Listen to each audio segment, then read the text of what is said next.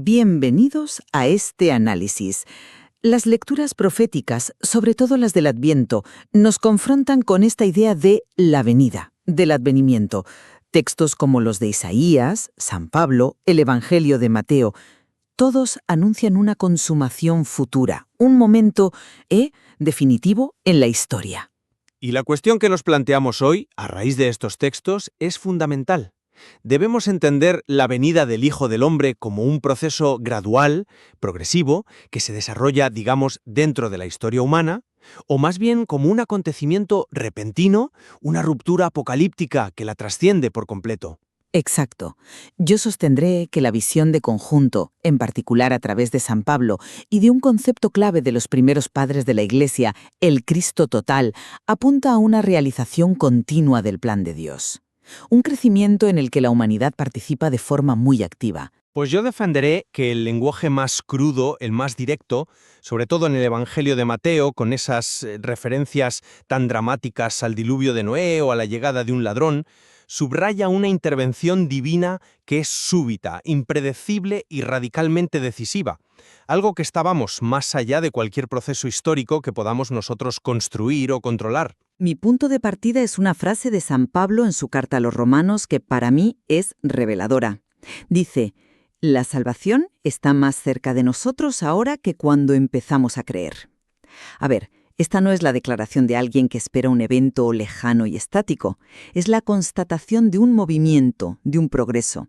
Sugiere inequívocamente que el tiempo no es un simple contenedor de espera, sino el escenario de un acercamiento real.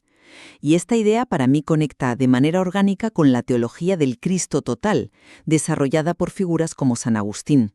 La imagen es poderosísima. Cristo es la cabeza, ya glorificada en los cielos, pero su cuerpo, que somos nosotros, la Iglesia, la humanidad redimida, está todavía en la tierra, en un proceso de crecimiento y de formación. Este Cristo total no es un hecho ya consumado, sino una realidad viva que se expande en la historia. Teilhard de Chardin lo expresó de forma memorable. Cristo no ha terminado de formarse. El plan de Dios sigue avanzando, y nosotros somos sus células activas.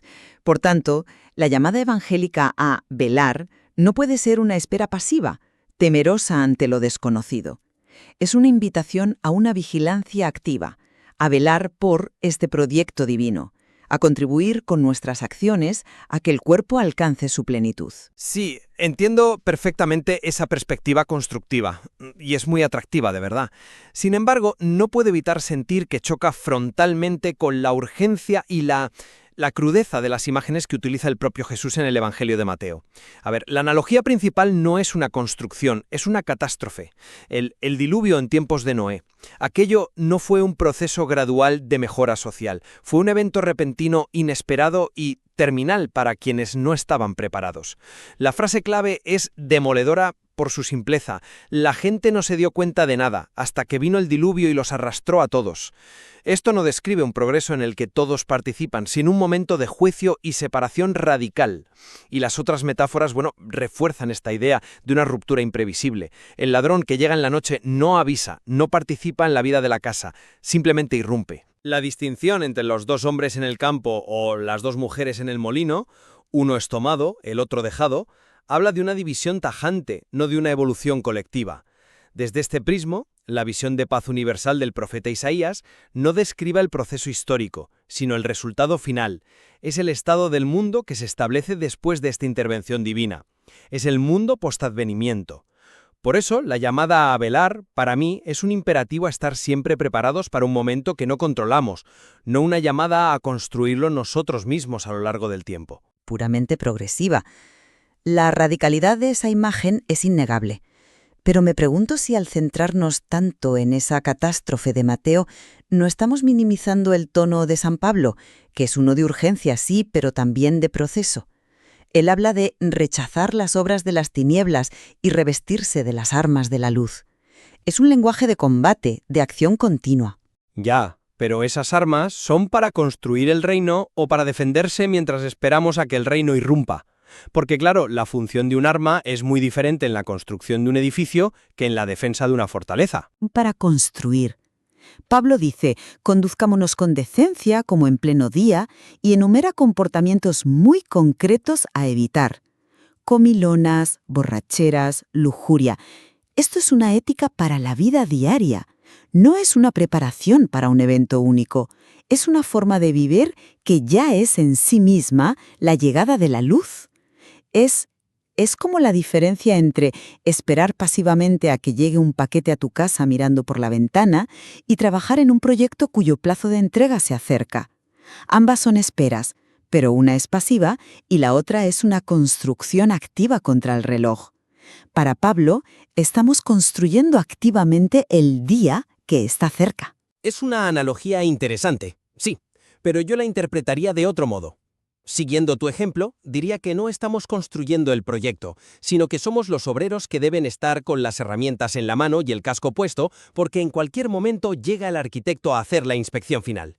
Las acciones que mencionas, rechazar las obras de las tinieblas, son, desde mi punto de vista, el medio para estar preparado, el entrenamiento para el momento decisivo, pero no son el proyecto en sí mismo. Fíjate, el dueño de la casa que vela por el ladrón no construye la casa con su vigilancia. Su única función es estar listo para un suceso externo e inminente que no puede controlar. La vida de la gente antes del diluvio, comer, beber, casarse, no era intrínsecamente mala. Su error fatal fue la inconsciencia, la falta de preparación para la ruptura. La vigilancia es esa consciencia de la inminencia.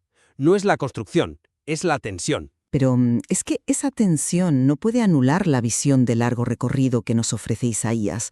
El profeta describe un movimiento que es inequívocamente procesual y colectivo. Las naciones afluirán al monte del Señor. Es un verbo que implica un movimiento continuo, como ríos que van llenando un mar. Se invitarán a unas a otras diciendo, venid, subamos, lo que sugiere un despertar progresivo de la conciencia. Y el acto de convertir sus espadas en arados no es un decreto instantáneo que cae del cielo, es una transformación cultural, espiritual, política, que ocurre en el tiempo, fruto de un aprendizaje. Es un peregrinaje gradual de toda la humanidad hacia Dios. La idea del Cristo total de la que hablábamos antes es precisamente la que unifica esta visión del Antiguo Testamento con el Nuevo. La congregación de todas las naciones en un solo cuerpo es ese peregrinaje que Isaías describe. Es un argumento muy sólido, la verdad. Sin embargo, ¿no crees que el lenguaje profético a menudo comprime el tiempo? Isaías nos muestra la foto del destino, la promesa cumplida, el shalom final restaurado. Mateo, en cambio, nos describe el mecanismo de la llegada, el aterrizaje, y nos advierte de que será turbulento y selectivo. Entiendo. O sea que para ti no es una contradicción, sino una cuestión de enfoque. Isaías nos muestra el destino final, la paz, mientras que Mateo nos advierte sobre la naturaleza del último tramo. Exacto. No creo que los textos se contradigan, sino que describen momentos distintos de la misma realidad escatológica. Isaías nos pinta el cuadro glorioso de la sala del trono. Mateo nos advierte sobre el juicio que hay que pasar en la puerta para poder entrar.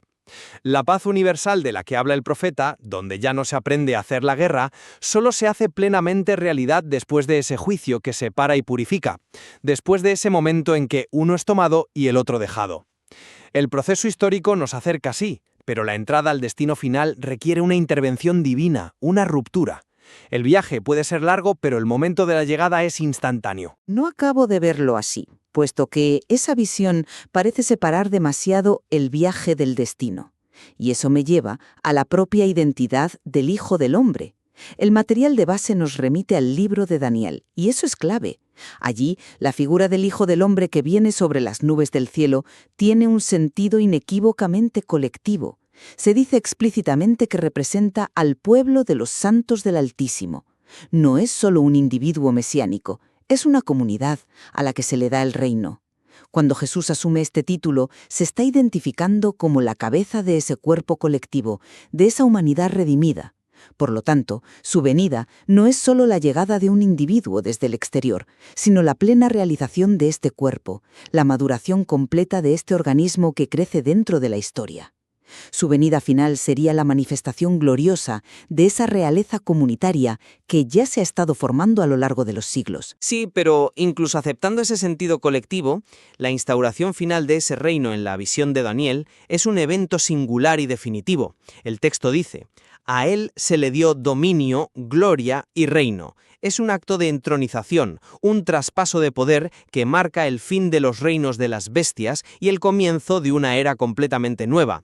No es un paso más en la evolución de la misma era, es un punto de inflexión absoluto. Pensemos en la metáfora de los dolores de parto que usa San Pablo y que Teilhard de Chardin también retoma. Los dolores de parto son sin duda un proceso, pueden durar horas, incluso días, son progresivos, pero culminan en un nacimiento, y el nacimiento es un suceso específico, concreto y rupturista, que cambia radicalmente la situación. El proceso no anula la singularidad del evento final, sino que conduce directamente a él. Desde mi perspectiva, la historia son los dolores de parto, pero la venida del Hijo del Hombre es el nacimiento. Y son dos cosas distintas. El nacimiento no es simplemente el último dolor.